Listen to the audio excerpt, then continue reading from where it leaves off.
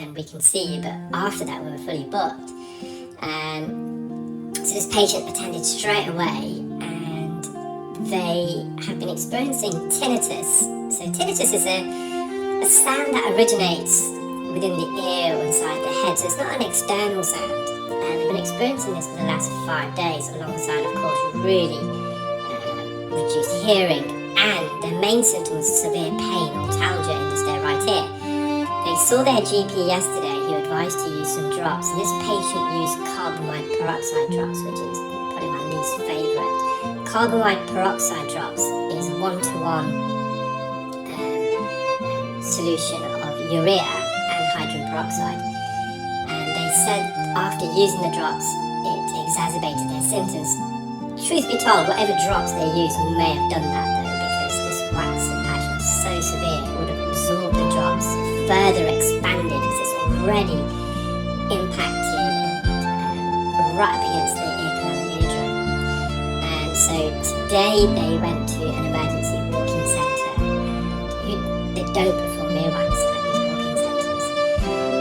So fortunately they were able to book it myself, and this patient just wasn't able to hear at all from their right ear. Now their left ear was bad as well, but in comparison it wasn't as severe. And they'd previously had earwax removal several occasions elsewhere in the past, and indirectly they kind of laid the gauntlet down. So when I began the procedure, I did explain to them that this is going to be quite a tough one. It's going to take me a while, but I will get it out. And they just queried, am I sure whether I'll be able to get it out? And I said, yeah, confidently, yeah, I should be able to get this out today, so don't worry.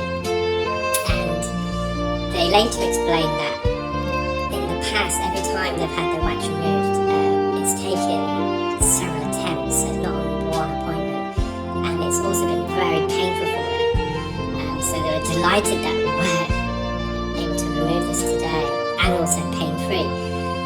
It's always difficult when a patient attends already reporting talgia, so ear pain. We're entering the ear that's already painful, and we're having to maneuver and manipulate the wax. So I was doing it as gently as I possibly could.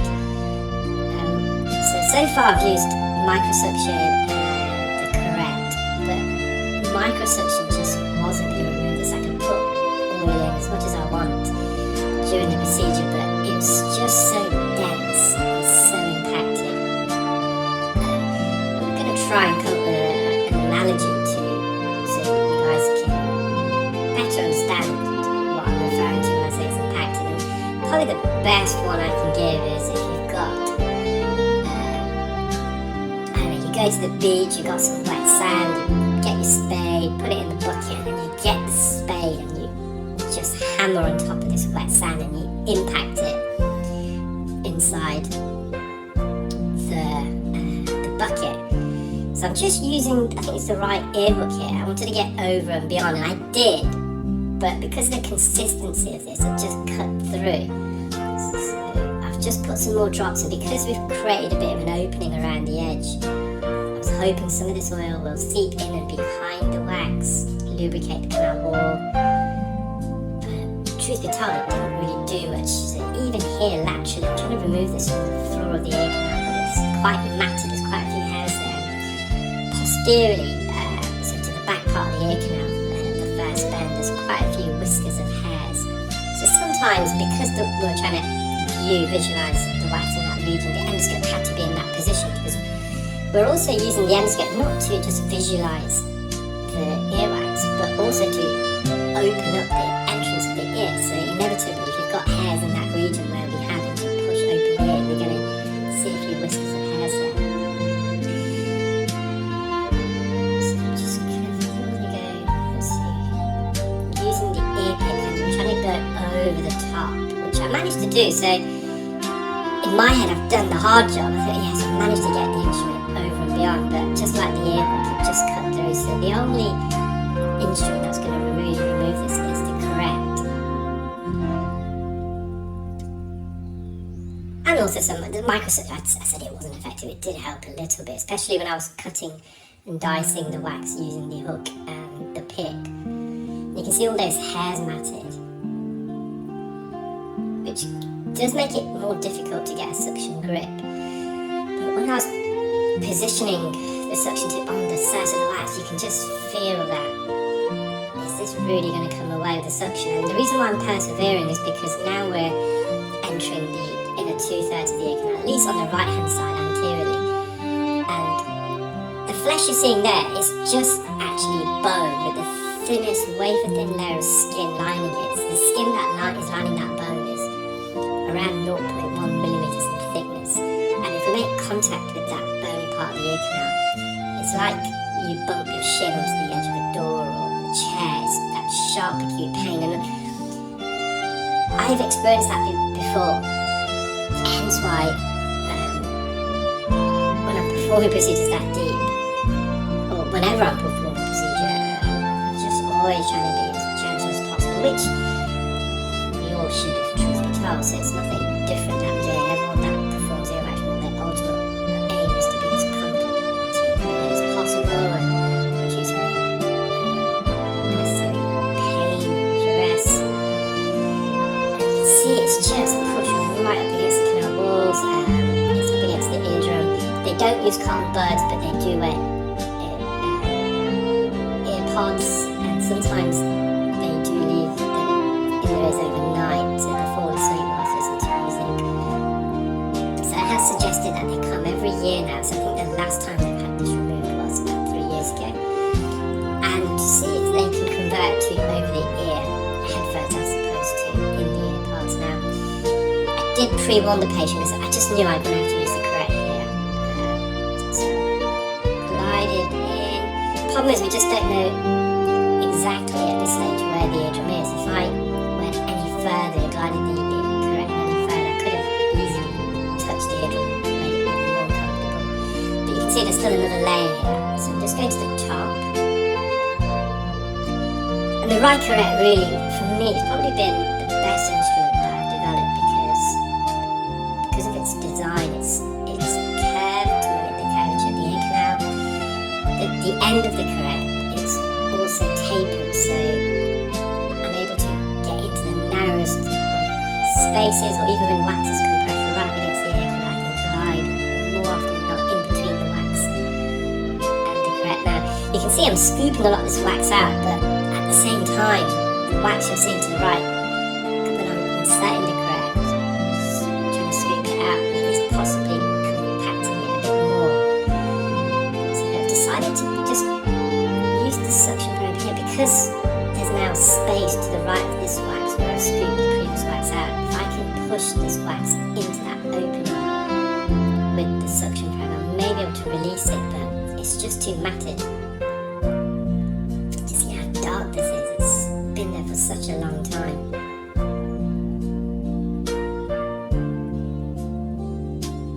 So again, I've managed to open it. I'm trying to go underneath it to see if I can lift it up, but it's just too dense.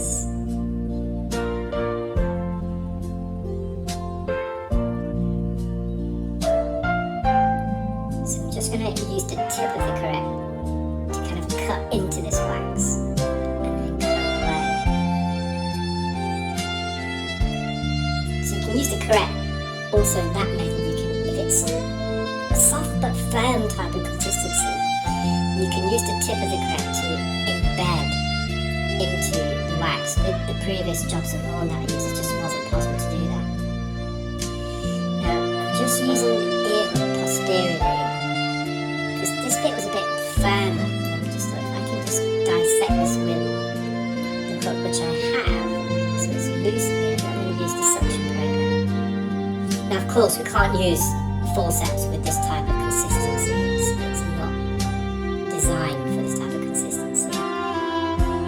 Again, I'm just trying to get to the back part of the ear canal, trying to elevate this, separate this from the posterior canal wall. There's those hairs that I was making reference to. Most of us have these hairs, and they normally protrude from the back part of the ear canal where the first bend is. Now, these hairs should only be located on the outer third of the ear canal, the cartilaginous portion, and that's because this portion of the ear canal where the cartilage is, the skin that lines the cartilage is a lot thicker than the skin that lines the osseous portion, the bony part of the ear canal, the inner 2/3. And the skin that lines the cartilage has 3 layers. You have the epidermis layer, which is the most superficial outer layer, which also lines the bony part of the ear canal. But in addition, the cartilage also has the dermis layer, which is the middle layer. And it's the dermis layer that contains the hair follicles. And then you have the subcutaneous or hypodermis layer, which is the most deepest layer of skin. And that's primarily composed of adipose fatty tissue. So since the inner 2/3 of the ear canal, the skin doesn't contain the dermis layer, you shouldn't find any hairs protruding out from the ear canal and the inner 2/3 of the ear canal. So all these hairs that you're seeing matted to the wax, they've either been pushed in by the patient or when the patient's been trimming the hairs around the ears, some of these hairs have flown into the ear and matted up against the wax. So just put some more oil in there.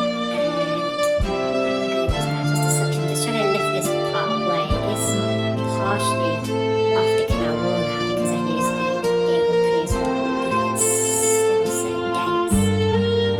Now this patient may have previously had a keratosis obturans. This isn't keratosis obturans, this is earwax. There's a big difference. A keratosis obturans is an epidermal skin plug, so that epidermis layer of skin that we're making reference to, it forms into a plug. It fails to migrate out of the ear as it should. So the skin that lines the ear canal and the eardrum should move sideways towards the entrance of the ear canal, where the individual skin cells then separate from one another and flake away and desquamiate, so shed from the ear. So this isn't dead skin. Now, earwax does contain dead skin. The majority of earwax is. It is dead skin, about 60%. But earwax also contains natural oils and sweats that. So one of those is sebum, which is secreted by the sebaceous glands. The sebum is an oily lipid secretion similar to, well, not similar, exactly the same as the oils that our hairs on our scalp, for example, produce. And it also contains a lipid-rich, oily sweat, which contains loads of proteins as well. And that's produced by the ceruminous glands. So the ceruminous glands are, in the ear, they're modified. So they're different to the normal sweat glands that you find in your brow, which secrete water and salt. These are, as I said, they secrete an oily, lipid, protein-rich sweat, similar to the sweat you find in your armpits, for example.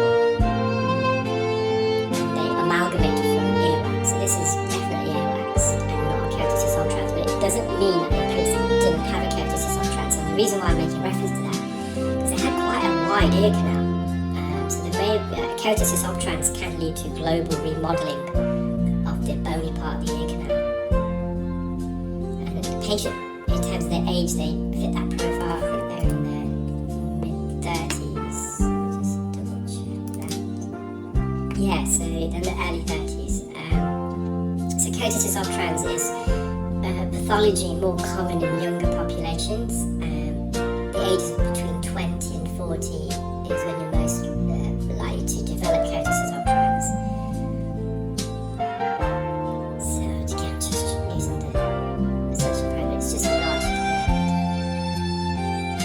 Let's see what I do now. I think I'm going to use the correct, and well, I will in a moment. I'm going to go into that space. I was trying to avoid it. A lot of people ask why we don't use manual instruments really deep in the ear. It's because if you've had the procedure performed yourself, or you've had it done in yourself, you'll have an appreciation of how sensitive the inner 2/3 of the ear canal is, and even a bit of pressure can be painful. And this patient is already experiencing ear pain, so we're up against it. So trying to avoid it. And again, I just don't know exactly where the eardrum is. How thick is this layer? But I just prep the patient, explain you may just feel me glide in. The curvature of the correct layer really helps in this type of procedure. With the previous jobs and more, I wouldn't have been able to get in behind that. It was too chubby and it was a flat scoop, so they would have found a bit of friction up against the canal wall. So I'm going to go a bit lower, I think. Or am I going to use the suction and remove some of that? So inwards. I want to see where the eardrum is, so I've got a better idea of depth. And as I'm bringing that out, you can see some of that wax got trapped in the little open hole. Still can't see the eardrum. I think I'm just going to go over the top now and get this portion to the left. And sometimes when you bring this away, the whole deep plug can also come away. So that's, and I think at this stage the patient noticed this significant improvement in the hearing. I think I took it off the eardrum. Now there's a lot more space over the top for me to get right in behind, but it's still a struggle. And as I'm bringing it out with the correct, I have to navigate the curvature, so you can see the ear canal does bend left to right, and there's also an upwards trajectory as I'm coming out with the correct. So not only am I having to manipulate the correct left to right, but near the entrance I'm having to go upwards as well. So this is near the first bend, you can see all those hairs.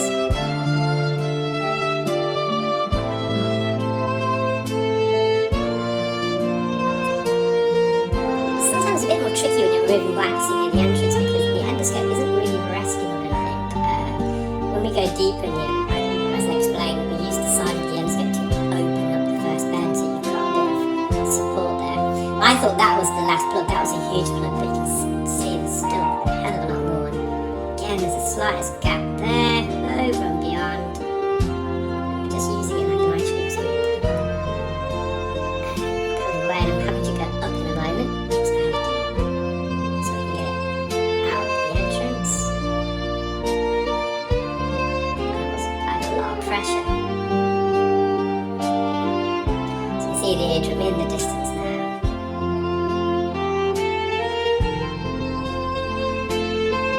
So just going anteriorly into that gap that we created, over the top, in and behind. I'm trying to get to the left as well, so I get all of this plug out. So you can see a few hairs came away. And that was the patient was really shocked when they saw all the wax removed. So everything's intact, the eardrum's nice and healthy. You can just see how red there's a lot of erythema of the ear canal, and that's because of the compression. This is so compressing. The ear canal is very circular, it's very round. Normally your ear canal is an oval shape, the height is greater than the width. So moving on to the left side, so in terms of volume of wax, it's probably a similar amount, but this wasn't impacted, so it's a bit easier to remove.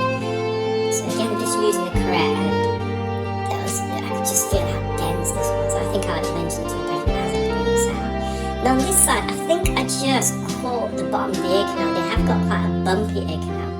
We'll see it a bit later. The patient didn't experience any discomfort, but it was a bit red then. I think the tip of the correct, as I was scooping out, it just grazed the surface there. And again, they've got quite a few hairs protruding from the top of the ear canal here actually, and also from the back.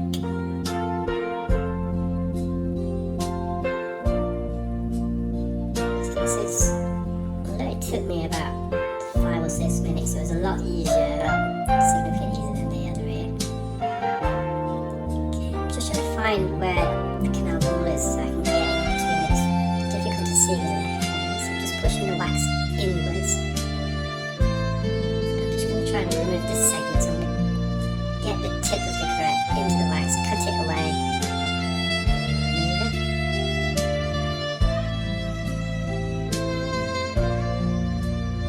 Bit of a gap there.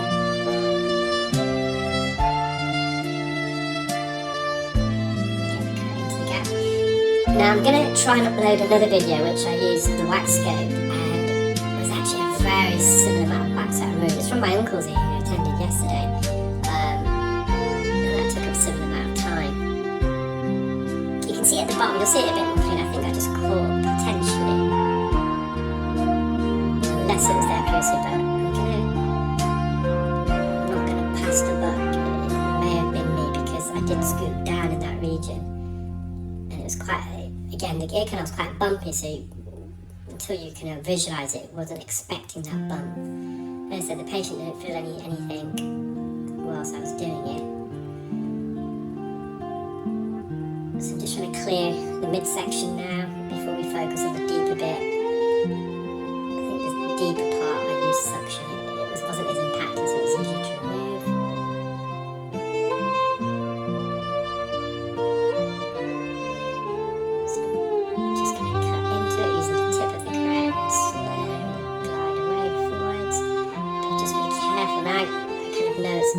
hit the floor of the ear canal. I don't want to graze the floor. I just put some drops in now, and we're going to revert to microsuction. Just going to clear this bit in here right at the end. This is an annoying piece here.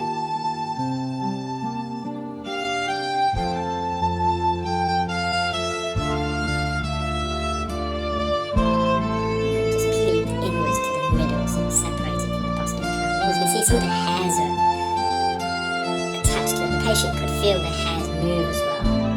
As I was trying to bring this away. I have to use this up and down rocking motion to separate it.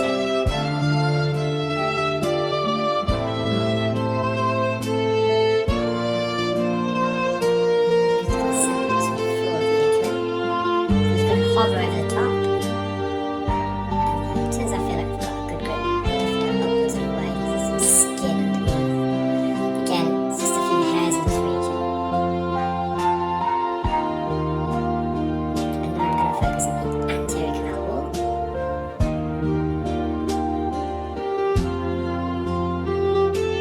Plug this into the middle.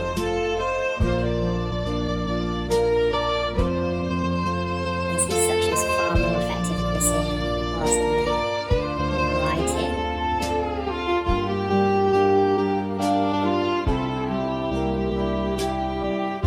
Just peeling in, there's a thin layer of skin there, just quite sticky layer of skin. So I just want to separate that. You see that particularly here around the skin adhesion here. Now I'm going to try and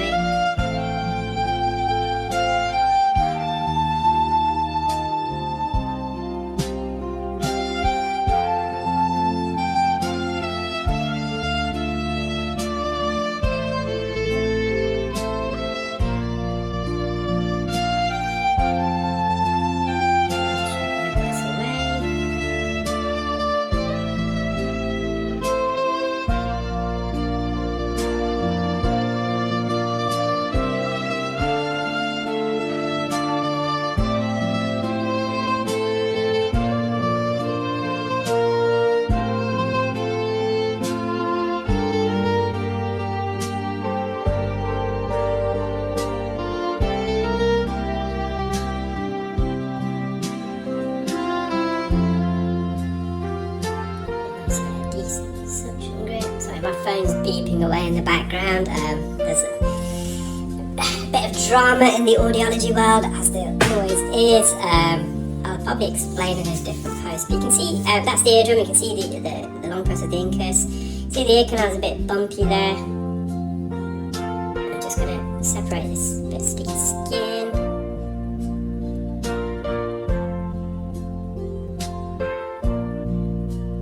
I think we just got a bit of clarineting, so I just left a little bit away. So I don't want to cause the patient any problems. See, it's not as red, the ear canal, in comparison to the right side. It wasn't as impacted, so I'm just going to mop up some of this oil with wet wax skin.